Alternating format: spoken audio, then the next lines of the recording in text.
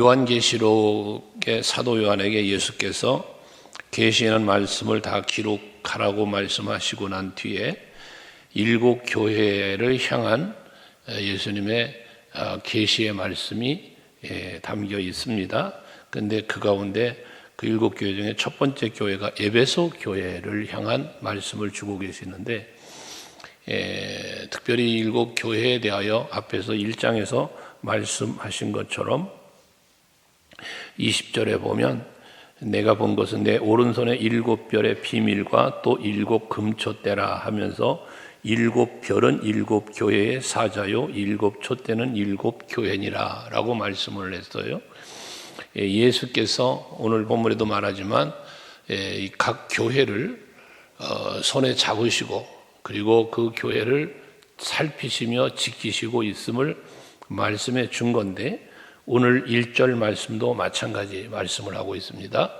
에베소 교회 사자에게 편지하라 하면서 오른손에 있는 7 별을 붙잡고 라는 말씀을 또 하고 있어요. 7 별을 붙잡았다. 그리고 7 금촛대 사이를 거니신다 라는 표현을 해요. 이 두 가지를 말하는데, 하나는 붙잡으셨다, 하나는 거니신다 라는 말씀을 하고 있습니다. 여기서 붙잡았다라고 하는 것은 예수 그리스도의 강한 능력으로 붙잡아 주심을 말하는 겁니다. 그 사랑의 힘으로 붙잡아 주신 것을 말씀하고 있습니다. 그리스도의 사랑에 붙잡혔습니다. 그 능력의 권능의 손에 붙잡혔습니다. 누구도 이 사랑의 손에서, 이 권능의 손에서 빼앗을 자가 없다고 로마서 8장 35절에서 사도 바울을 통해서 하나님 말씀하셨죠. 예수 그리스도께 붙잡힌 교회는 그 누구도 빼앗을 수도 없고 무너뜨릴 수도 없음을 말씀하고 있는 것입니다. 오늘 우리 교회도 주님의 손길에 붙잡힌 교회인 줄로 믿고, 여러분들도 그 손에 붙잡힌 성도인 줄로 믿습니다. 하기에 이렇게 주님의 손에 붙잡힌 교회나 성도는 결코 그 무엇에게도 빼앗길 수 없다는 거예요. 특별히 그 7 금촛대 사이를 거니신다라고 말씀을 하고 있는데, 그 사이를 거니신다는 것은 뭘 말합니까? 교회들을 돌보아 주고 계심을 말씀합니다. 그 거니심이라고 하는 것은 잠시 살피고 끝나는 것이 아니라 영원토록 함께 계시며 돌보시는 은혜를 말씀하고 있어요. 그래서 예수께서는 마지막 부활 후 하늘로 승천하시기 전에 제자들에게도 약속하신 말씀처럼 내가 세상 끝날까지 너희와 함께 있을 것이다 라는 약속의 말씀을 주셨지 않았습니까? 이것처럼 언제나 주님께서는 교회들을 붙잡고 일하시면서 늘 지키고 보호하시고 살피시는 그러한 예수 그리스도의 은혜가 있다는 사실을 말씀하고 있다는 거예요. 오늘 그 붙잡고 거니시는, 돌보시는 은혜는 구약의 시대만도 아니요 초대교회만도 아니고 오늘 우리들 살고 있는 이 시대도 영원토록 지속되고 있는 하나님의 은혜와 예수 그리스도의 사역이라는 사실입니다. 그래서 우리는 교회에 대해서 머리 대신 예수라는 말을 갖고 있고, 우리는 지체라고 말하는 것은 언제나 예수님의 통치와 예수님의 보호 속에 있는 교회라는 사실을 말하고 있다는 것이죠.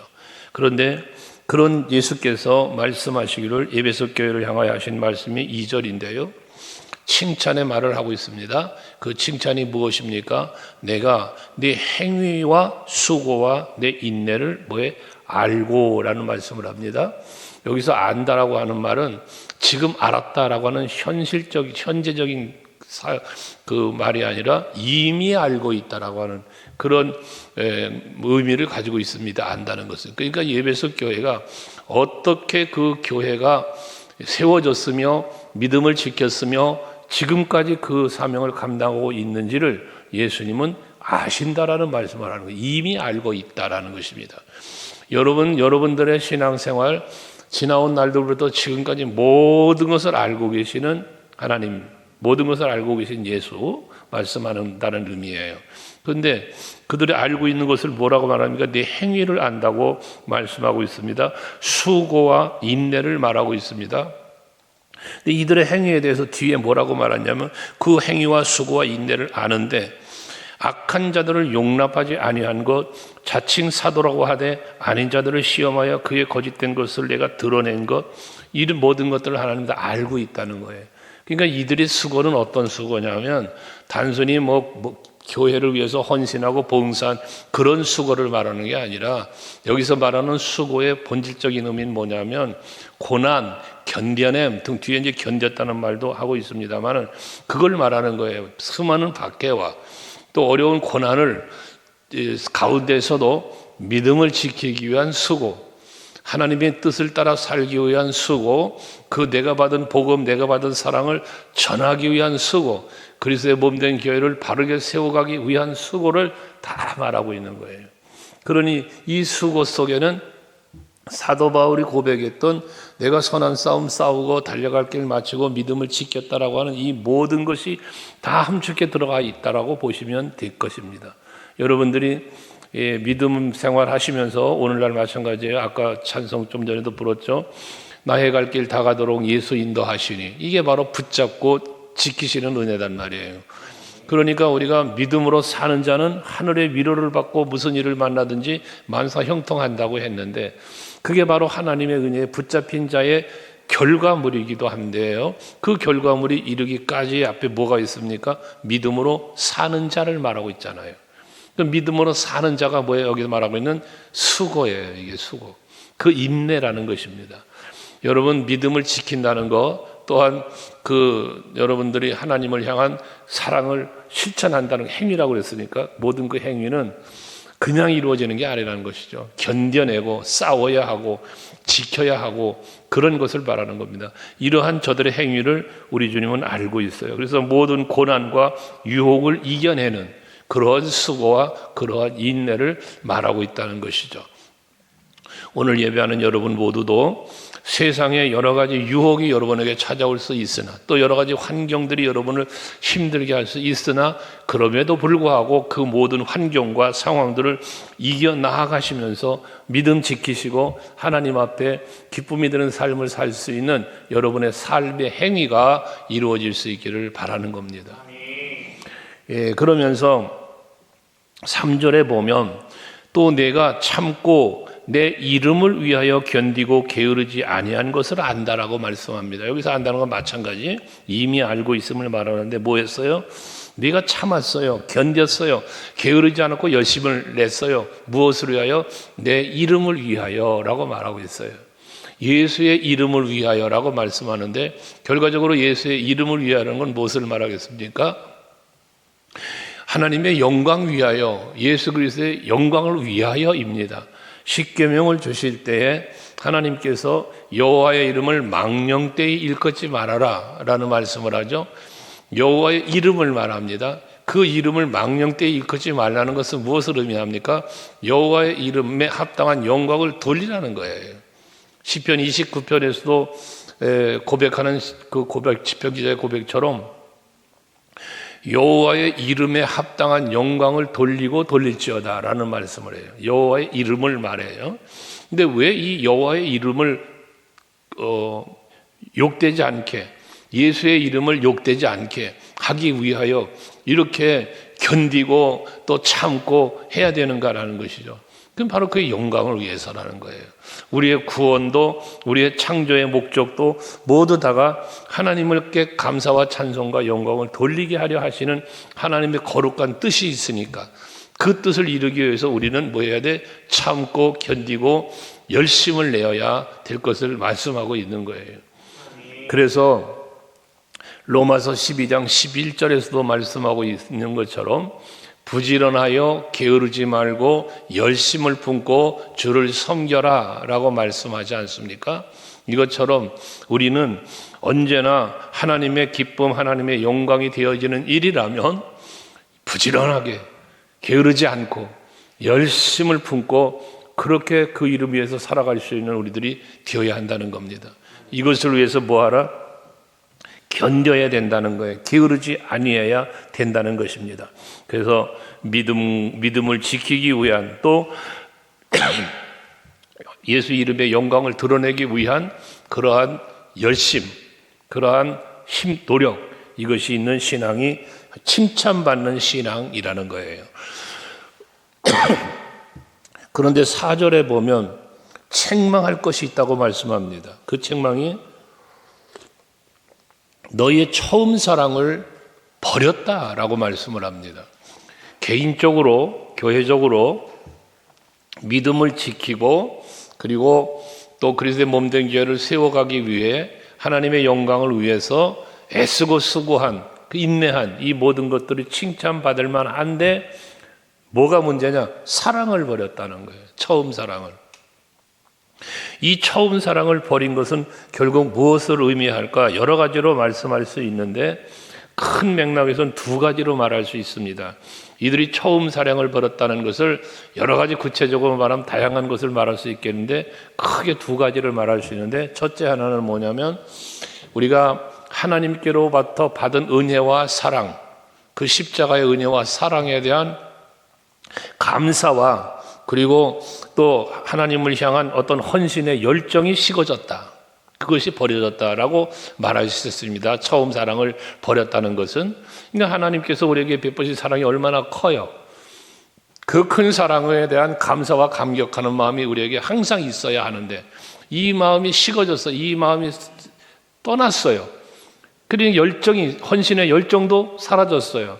이게 처음 사랑을 버린 것에 해당된다는 것입니다. 여러분들 예수를 믿고 내가 주를 처음 만났을 때라는 찬양도 하지만 우리 마음에는 감사와 감격하는 마음이 있었단 말이에요. 그래서 그것 때문에 눈물도 흘렸고 여러 가지 감사의 고백도 했고 그랬잖아요. 감사하기 때문에 헌신도 하고요. 그런단 말이에요. 근데 이것들이 사라져 버려 간다는 거예요. 왜 사라져요? 그 은혜와 사랑에 대한 감사하는 마음이 식어지기 때문에 그래요. 그 은혜를 잊어버리기 때문에 그런 거예요.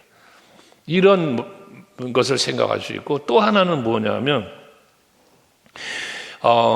믿음을 지키려고 수고하고 인내하며 애쓰는 그 애쓰다 보니 형제 사랑을 잃어버렸다는 의미도 있어요. 서로 간에 이웃을 사랑하고 형제를 사랑해야 되는데 내 믿음 지키면 내가 헌신하며 수고하며 애쓰고 가다 보니 살펴야 될 자들을 살피지 못한 이러한 부분도 함께 생각할 수 있다는 거예요. 뒤에 보면 6절에 니골라당의 행위를 너희가 미워했다라고 말하는데요. 이 니골라당에 대해서 여러 가지 견해가 있습니다.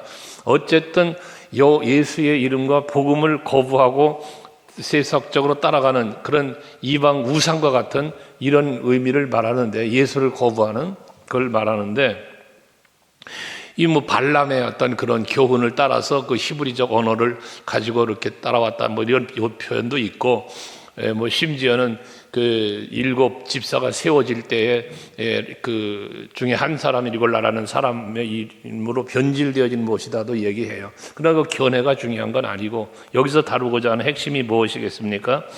니골라 당의 행위를 미워한다. 나도 이것을 미워했다. 예수님이 말씀한단 말이에요. 그렇다면 니골라 당이라고 하는 복음을 떠난 다른 복음이에요. 다른 복음. 이것을 따라가는 것을 미워했다. 행위를 미워했다. 행위. 그러니까 저들의 행위는 이방신을 섬기는 행위는 마치 무슨 것입니까? 사람의 몸을 제물로 드린다든지 이상한 성적 행위를 한다든지 이런 잘못된 복음으로부터 벗어난 것들을 말하거든요. 근데 이러한 것들을 그들의 그 행위를 미워했다는 거예요. 그런데 보세요. 그 행위는 미워요. 따라가면 안 돼요. 닮아도 안 돼요. 섬겨서도 안 돼요. 하지만 무엇을 해야 됩니까? 그 영혼을 사랑해야 돼요. 이해가 되세요? 저들의 죄악된 행위는 미워해야 돼요. 따라가도 안 돼요. 그러나 그 죄악에 빠져있는 영혼은 사랑해야 돼요. 그러니까 우리가 처음에 처음 행위인 그 사랑을 버렸다라고 말하는 이것의 의미 속에는 이 의미도 있다는 거예요. 로마서 5장 8절에 보면 예수 그리스도의 십자가의 사랑이 우리에게 주어졌음에 대해서 뭐라고 말씀하냐면 제일 앞에 뭐라고 말합니까? 우리가 아직 죄인 되었을 때에입니다. 그러니까 우리가 아직 죄인 되어 있을 때, 허물과 죄로 인하여 죽어 있는 때예요. 죄로부터 제사함 받기 이전 죄인의 자리에 있을 때에 예수께서 우리를 위하여 십자가에 죽으셨다. 이게 하나님의 사랑이에요. 그러니까 우리가 간직해야 가져야 할 사랑도 이런 사랑이에요. 예수께서 말씀하시죠. 내가 너희를 사랑한 것 같이 너희도 서로 사랑해라 말씀하시잖아요. 마태복음 1장에서. 그것처럼 우리의 사랑은 어떤 사랑이 되냐? 죄인들의 행위는 미워해야 옳아요. 닮아서도 안 되고 따라가도 안 돼요. 하지만 그 영혼은 사랑한 마음을 가져야 된다. 이 우리가 처음 사랑의 행위를 버렸다고 말할 때 그래서 두 가지를 말한다는 거예요. 하나는 하나님을 향한 사랑, 하나는 이웃을 향한 사랑이에요. 그래서 믿음을 지키고 힘쓰며 살기 위해서 애썼던 이러한 모습은 칭찬받을 만하나 그것 때문에 사랑을 저버려서는 안 된다라는 말씀을 하고 있다는 것이죠. 그래서 여러분들 우리가 이제 신앙생활을 하다 보면 간혹 나와 같이 못한 자들을 때문에 손가락질하고 비판할 때가 있어요. 어떤 사람이 그렇게 손가락질과 비판하느냐? 열심히 있는 사람이 그럽니다. 남보다 더 열심히 예배하고 남보다 더 열심히 봉사하고 남보다 더 열심히 기도하고 헌신하는 사람이 나보다 열심히 되지 못하는 사람을 향하여 손가락질도 비판도 할 수 있게 되어진다는 것이거든요. 그러나 그러한 비판과 손가락질보다 먼저 무엇을 해야 되느냐? 그 영혼이 안타깝고 불쌍하여 사랑하는 마음을 품고 그를 위해서 기도해 줄 수 있는 우리가 되어져야 한다는 것도 생각해야 된다는 거예요. 또 한편은 앞에도 말한 것처럼 하나님께서 베푸신 은혜와 사랑에 대한 걸 잊어서도 안 된다는 거고요. 그러면서 5절은 그 처음 사랑을 버렸는데 그 처음 사랑을 회복하기 위해서 어찌해야 될 것인가 세 가지를 말합니다. 우리가 잃어버렸던 첫사랑을 다시 회복하기 위해서 어찌해야 될 것인가 세 가지를 말하는데 그 첫 번째가 무엇이냐 하면 그러므로 어디서 떨어졌는지를 뭐해? 생각하고 라고 말하고 있어요. 여기서 생각한다는 말은 기억한다는 의미예요. 기억한다. 그런 의미인데요. 야곱이 형 에서의 낯을 피하여 도망갈 때에 베델에서 여호와의 임재를 목격하고 그 약속의 말씀도 듣고 여기도 하나님이 계시거늘이라며 베델이라는 이름을 짓고 하나님께서 나를 무사히 돌아오시게 한다면 내가 여기에다 제단을 쌓겠다. 11조도 드리겠다. 막 이런 서원을 했잖아요. 그런데 이 야곱은 그렇게 서원했던 베델을 잊어버리고 그리고 여인에게 빠져서 14년 소유에 빠져 또 이어진 7년 이란 세월 5, 6년의 세월 20년이라는 세월을 다 그렇게 흘려보내. 그리고 다시 집으로 돌아올 때 그때 하나님을 찾는데 그 역시도 베델을 기억한 하나님을 찾는 게 아니라 내 앞에 놓여있는 에서라고 하는 문제를 놓고 하나님을 찾잖아요. 야복나루터에서 그 문제가 해결됐어요. 그래서 형과 화해를 했어요. 그러면 베델을 기억하고 무사히 돌아오게 해주셨으니까 베델을 기억하고 올라가야 하지만 그는 그 베델을 기억하지 못하잖아요. 그때 창세기 35장에 보면 1절에 여호와께서 그러한 야곱에게 찾아와서 말씀하는 게 뭡니까? 너 형 에서의 낯을 피하여 도망갈 때에 너에게 나타나셨던 그 하나님께 거기서 제단 쌓는다고는 했잖아. 그러니까 거기 가서 제단 쌓아라 라고 말씀을 하신단 말이에요. 뭐 하라는 거예요? 너 형 에서 낯을 도망가면서 베델에서 했던 서원 그거 기억하라는 거예요. 우리가 하나님과의 관계 속에서 그 처음 사랑을 회복하려면 여러분 처음 여기 사랑뿐만 아니라 처음의 믿음, 처음의 소망 모든 것 다 마찬가지예요. 여러분의 믿음 이 모든 것이 회복되려면 하나님께로부터 받은 바 내가 은혜와 사랑에 대한 것을 기억하고 있어야 되는 거예요. 이걸 잊어버리기 때문에 우리가 하나님 앞에 바르게 살지 못하는 게 되어지는 이유란 말씀입니다. 그래서 제일 먼저 해야 될 게 뭐다? 기억하는 일인 거예요. 하나님 앞에 감사의 제단을 쌓는다고 할 때도 단계가 있었잖아요. 첫째는 은혜를 경험하고 하나님 베푸신 은혜를 경험해야 되고 경험한 바 은혜를 기억하고 이 기억한 것을 가지고 뭐에 하나님 앞에 감사함으로 나아갈 때, 그게 하나님 앞에 감사의 제사를 드리는 삶, 헌신의 삶이 이루어진다 그랬잖아요. 마찬가지예요. 처음 사랑을 회복하고 처음 믿음을 회복할 수 있으려면 먼저 해야 될 일이 뭐냐? 그 은혜를 기억해야 된다는 거예요. 그 다음에 기억해보니 오호라, 내가 이런 은혜, 이런 사랑을 받았구나. 내가 하나님 앞에 이렇게 약속도 했었네. 기억해보니까 지금 내가 서 있는 자리가 잘못돼 있어. 나의 행위가 지금 잘못돼 있어. 잘못 가고 있어. 그 다음 단계가 기억한 다음에 뭐 하라 그랬어요? 회개하라 그랬어요. 회개하라. 5절에 보면. 그러니까 생각하고 그 다음에 회개하여 라고 말합니다. 회개한다는 건 뭘 말합니까? 돌이키는 거예요. 그래서 처음 예수를 믿고 구원의 감격을 갖고 몸된 교회를 위하여 한 영혼을 사랑하는 마음으로 나가 복음을 전하며 그 밖에 속에서도 그랬잖아요. 복음 전하고 교회를 세워가는 일에 얼마나 헌신한 사람들이에요. 초대교회가. 그런데 이 에베소 교회는요, 예루살렘 교회에서 안디옥 교회로, 안디옥 교회에서 에베소 교회로 이 영적인 맥락이 흘러가는 교회예요. 에베소 교회가. 그래서 이 에베소 교회는 어마어마한 일을 많이 해서 그걸 기지국으로 또 많은 교회를 세워간 교회가 이 에베소 교회거든요. 그랬던 일들을 이제 그랬던 교회가 지금 뭐 했다는 거예요? 자기중심적, 개인중심적 믿음 지키기 위해서 애쓰고 있느라 이런 부분들 하나님과의 관계와 이웃과의 관계를 놓치고 있다는 것이거든요. 그러니까 이걸 깨닫고 기억해야 하고 그다음에 회개해서 돌이켜야 된다. 돌이켜야 된다.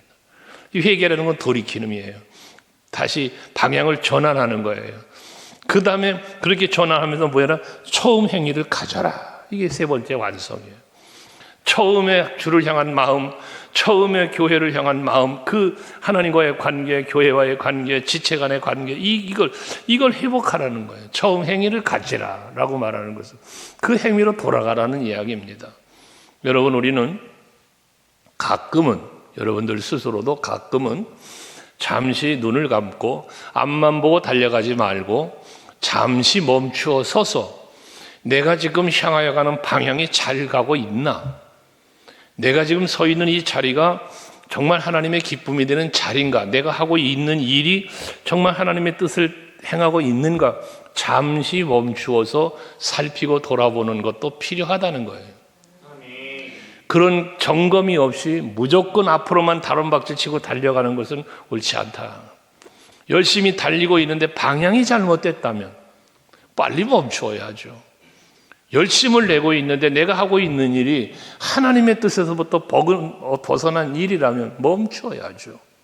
그래서 간혹은 우리가 멈추어 서서 자기의 자리와 하는 일과 내 심령적 어떤 영적 상태나 등 이런 모습을 살펴볼 수 있는 자기 자신을 살피는 이런 것도 필요하다는 거예요. 그래야만 올바른 방향으로 하나님이 기뻐하시는 일로 우리를 지키면서 살아갈 수 있게 되어지는 것이거든요. 이게 뭐다? 처음 행위를 가지라 라는 것입니다. 운동선수들이 운동을 하다가 운동이 잘 안 될 때면 쉰답니다. 그냥 쉬면 그 쉬는 동안에 처음 기본을 배울 때로 돌아간답니다. 몸이. 그런데 그저 열심히만 한다고 열심히 하다가 보면 그 기본이 무너져 내려서 실력이 늘지를 않고 멈추거나 떨어진답니다. 그래서 그 잠시 쉬는 시간을 가지면 그 기본으로 돌아간답니다. 여러분의 신앙도 잠시 멈추어서 우리가 처음 사랑을, 처음의 믿음을, 처음의 소망을 한번 살려낼 수 있는, 일깨울 수 있는 우리들이 되어야 한다는 걸 말하는 거예요. 이게 처음 행위를 가지라는 거예요. 만일 그렇게 하지 아니하고 회개하지 아니하면 내가 내게 가서 내 촛대를 그 자리에서 옮기리라 라고 말씀합니다. 무서운 말씀이시죠. 우리가 처음 행위를 갖는 일은 머뭇거려서는 안 됩니다. 즉시 해야 되는 거예요. 회개도 즉시, 또 처음 행위로 돌이키는 것도 즉시 이루어져야 되는 거예요. 머뭇거리거나 그것이 딜레이 되면 여러분 하나님의 책망이 와요. 책망이. 그렇기 때문에 회개하라, 천국이 가깝다 그러잖아요. 회개할 수 있는 기회가 있을 때 회개를 해야 돼요. 내가 돌이킬 수 있을 때 돌이켜야 되는 거예요. 근데 그러한 기회가 내게 주어졌을 때 회개하지 못하고 돌이키지 못한다면 마지막은 끝이에요. 그때 가서는 후회해 본들 소용이 없는 거예요. 그러므로 여러분, 우리에게 가장 소중한 시간이 언제라고 늘 말씀드립니까? 지금이라는 시간이라는 거예요. 지금. 하나님 우리에게 지금이라는 시간에 나에게 깨닫게도 하시고 또 회개할 기회도 주시고 다시 모든 것 방향을 바르게 잡을 수 있는 기회를 지금 주신단 말이야. 지금. 근데 그때 즉시 순종하고 즉시 회개하고 하면 은혜의 자리, 복된 자리에서 늘 주의 축복 속에 살지만, 그렇지 않으면 하나님께서 가서 내가 그 자리에서 옮기리라라고 말하잖아요. 그럼 뭘 말하는 거예요? 뺏기는 거예요. 다 뺏긴다는 거예요. 하나님의 손에서부터 버림받은 자가 되어지면 여러분, 결과적으로 남을 게 뭐가 있겠습니까? 이건 마지막 때 주의 그 앞에 설 때 심판의 자리에 쓴다는 게 심판의 자리. 이 요한복음 5장 29절 말씀을 간혹 드리죠. 선을 행한 사람은 생명의 부활로, 악을 행한 사람은 심판의 부활로 나오리라 그러잖아요. 그러니까 내가 악을 행하고 있다라고 한다면 하나님께서 내게 회개할 기회를 주실 때 얼른 회개하고 선의 자리로, 처음 행위를 가져라는 이 자리로 나오면 마지막 생명의 부활로 나오는 거예요. 하지만 회개하지 않고 돌이키지 않고 계속 그 자리에 머물러 있거나 그 방향을 고집하고 간다면 그건 심판의 부활이라는 건 뭡니까? 하나님께 심판받는다는 거예요. 책망, 저주, 멸망, 이게 당한다는 것이거든요. 그러니까 우리는 정신 차리고 하나님 앞에, 말씀 앞에서 자기를 성찰하면서 회개할 것 회개하고 돌이킬 건 빨리 돌이키고 버릴 건 버리고 취할 건 취하면서 하나님 보시기에 합당하게 살아야 된다는 것입니다. 그러면서 아까 6절 말했지만 오직 네게 이것이 있으니 하면 니골라당의 행위를 미워했다 그랬잖아요. 나도 이것을 미워해. 그러나 그 니골라당의 행위를 미워하지만 뭐해? 그 영혼은 사랑해야 된다라는 말씀 앞에 이미 드렸어요. 그러면서 7절에 귀 있는 자는 성령이 교회들에게 하시는 말씀을 들을지어다 라고 합니다. 귀 있는 자, 이건 왜 개인을 말하는 거예요? 개인, 귀 있는 자, 개인. 여러분, 교회를 향하여 하나님 말씀하시지만 교회를 향하여 말씀하시니 말씀은 모두 다 뭐예요? 여러분, 한 사람 한 사람에게 주시는 말씀이라는 거예요. 그러니까 이 성경의 모든 말씀은, 계시는 나에게 주시는 말씀이다. 이 믿음이 여러분에게 있어야 된다는 것이죠. 다른 사람에게 아무 개가 들었으면 좋겠다가 아니에요. 이 말씀은 나에게 주시는 말씀이에요. 항상 그렇게 받으셔야 돼요. 누가? 성령이라고 말씀하잖아요. 성령의 감동으로 기록한 말씀을 성령의 감동으로 우리에게 깨닫게 하시고 듣게 하신다고 말이에요.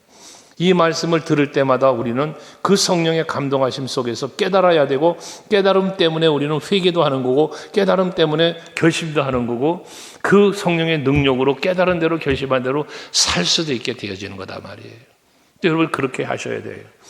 그렇게 할 때 이기는 그에게는 이라고 말하는, 이긴다는 것은 무엇을 말합니까? 여기서 말하는 이긴다라고 하는 것은 뭘 말하냐면 내 삶의 현장에서 이기는 걸 말하는 거예요.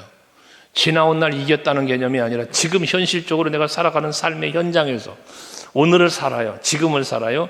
그때의 내 삶의 현장에서 죄의 유혹이, 악의 유혹이 찾아올 때 이것을 싸워 이기는 자, 그 이기는 자에게 주시는 하나님의 은혜를 말씀하고 있는 것이거든요. 그러니까 여러분들은 지난날 내가 이겼어도 오늘 패배자가 될 수 있어요. 베드로를 보세요. 주는 그리스도시요 살아계신 하나님의 아들입니다. 얼마나 예수님의 마음을 감동시킬 만한 신앙의 고백을 했습니까? 하지만 그랬던 베드로가 불과 짧은 순간에 예수님의 십자가의 죽으심을 가로막았지 않았습니까? 그러니까 사탄아, 너는 내 뒤로 물러가라. 넌 나를 넘어지게 하는 자로다라는 말씀, 그런 사탄 취급을 받고 말았지 않았어요?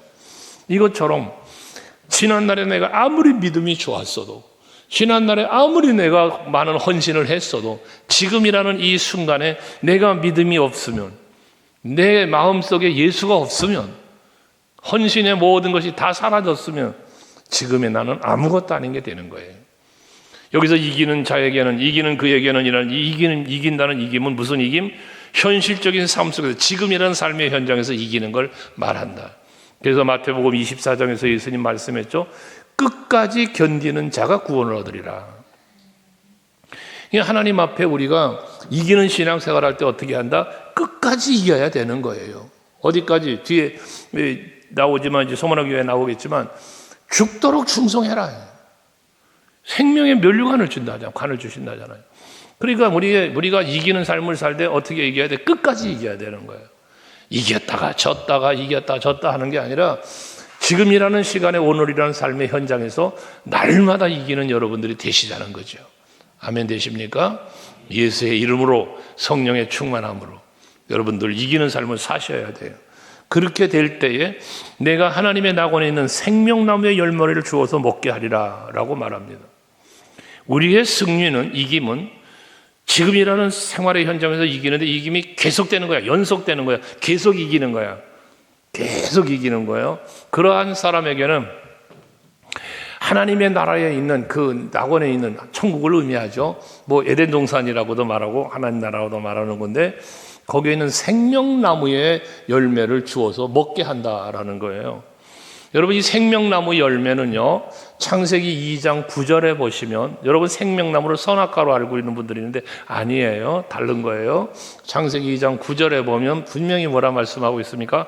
동산 중앙에 하나님이 만물을 만드시는데, 거기 동산 가운데 보면 생명나무와 선악을 알게 하는 나무도 있더라 그래요. 그냥 생명나무가 있고 선악을 알게 하는 나무가 있는 거예요. 그러니까 아담에게 뭐해서 이 선악을 알게 하는 선악과 이거 먹지 말라고 했던 거예요. 이거 먹으면 반드시 죽는다 그런 거예요. 근데 이거 먹었잖아요.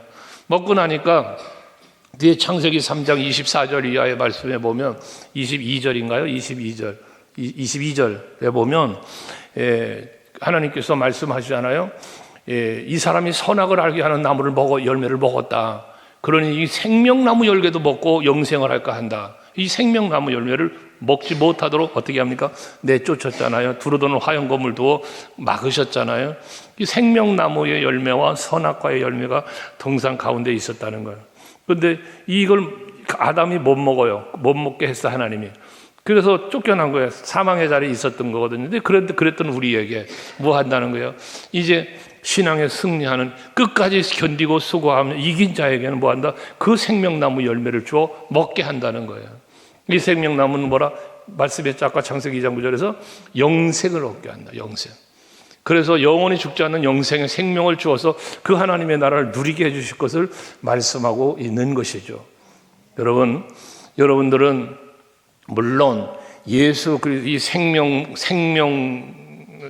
생명나무 열매 또는 생명수, 뭐 생명의 관, 뭐 이 생명에 관한 것은 전부 다 무엇이냐? 예수 그리스도를 통하여 우리에게 주어지는 것이니까, 우리가 예수를 이미 믿고 구원을 얻는 순간에 우리에게 영생이라는 것이 주어진 거예요. 근데 이러한 영생이 우리에게 주어졌지만 우리의 삶이 그 은혜를 잊지 말고 이기는 삶을 살아가는 사람이 되어야 할 것을 교훈으로 주는 거거든요. 여기 니골라당이라고 말했는, 앞에 니골라당을 얘기했는데요.